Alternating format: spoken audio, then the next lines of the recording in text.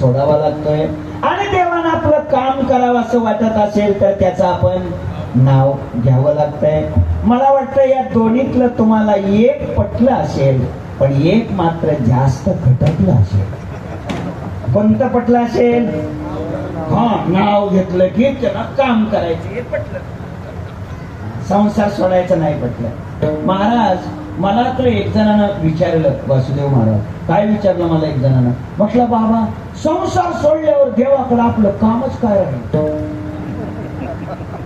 आता काही संसारातलीच कामं सांगायची का देवाला? अरे देवाला ते सांगा ना, तुका म्हणे भय उपजले म्हणा घेई नारायणा कडे मग.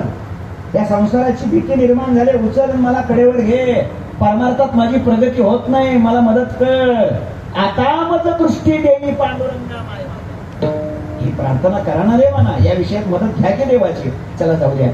अर्थ इतकाच आहे आजच्या सगळ्या कीर्तनात.